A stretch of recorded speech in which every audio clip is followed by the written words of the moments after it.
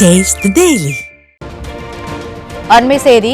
தூத்துக்குடி மாநகரின் பல்வேறு பகுதிகளில் நேற்று பிற்பகல் முதல் இன்று அதிகாலை வரை தொடர்ந்து மழை பெய்து வரும் நிலையில் தூத்துக்குடி அரசு தலைமை மருத்துவமனை வளாகம் குளமாக மாறியுள்ளது. இதனால் மருத்துவமனைக்கு வரும் நோயாளிகள் அனைவரும் கடும் சிரமத்துடன் நடந்து சென்று வருகின்றனர்.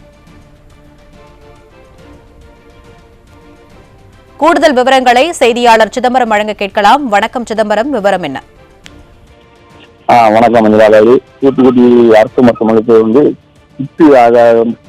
பகுதிக்கு மழைநீர் கழிவுநீர் அந்த பகுதிக்கு சிகிச்சை வரவங்களுக்கும் பாதிக்கப்பட்டன. தூத்துக்குடி மாவட்டத்தில் நேற்று பிற்பகல் முதல் இன்று அதிகாலை வரை பரவலாக மழை பெய்தது. இதன் காரணமாக தூத்துக்குடி மாநகரின் பல்வேறு தாழ்வான பகுதிகளில் மழைநீர் தேங்கியுள்ளது. இதனால் வாகன ஓட்டிகள் மிகவும் சிரமத்துக்கு ஆளாகியுள்ளனர். தூத்துக்குடி உள்ளிட்ட கடலோர மாவட்டங்களுக்கு கனமழை பெய்ய எச்சரிக்கை இருக்கின்ற நிலை இந்த விளம்பரமாக முறையான முன்னெச்சரிக்கை நடவடிக்கை மேற்கொள்ளப்படாததால் தூத்துக்குடி மாநகர் முழுவதும் கடல் போல் காட்சியளிக்கிறது. குறிப்பாக தூத்துக்குடி அரசு மருத்துவக் கல்லூரி மருத்துவமனையில் குழந்தைகள் வார்டு பகுதியில் குழந்தைகள் வார்டு தீவிர சிகிச்சை பிரிவு இரத்த வங்கி மற்றும் அதனை சுற்றியுள்ள பகுதிகளில் உள்ளேயே மழைநீர் புகுந்துள்ளது. பல்வேறு பகுதியில் மழைநீர் புகுந்து மருத்துவக் மருத்துவமனை உள்ளேயே நோயாளிகள் பொதுமக்கள் செல்ல முடியாத சூழ்நிலை ஏற்பட்டுள்ளது. மேலும் நோயாளிகள் கொண்டு செல்லக்கூடிய உணவுகளும் இந்த மழைநீரை கடந்து செல்லக்கூடிய சூழ்நிலை தொடர்ந்து நிலவி வருகிறது.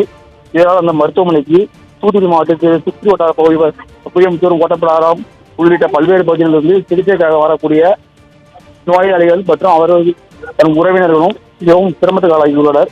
இதனால் இந்த அரசு மருத்துவமனையில் வரக்கூடிய ஆம்புலன்ஸ் உள்ளிட்ட வாகனமும் பின்புற வழியாகவே செல்கிற சூழ்நிலை ஏற்பட்டுள்ளது.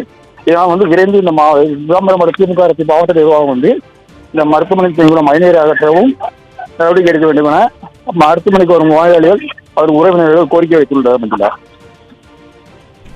விவரங்களை வழங்கியமைக்கு நன்றி சிதம்பரம்.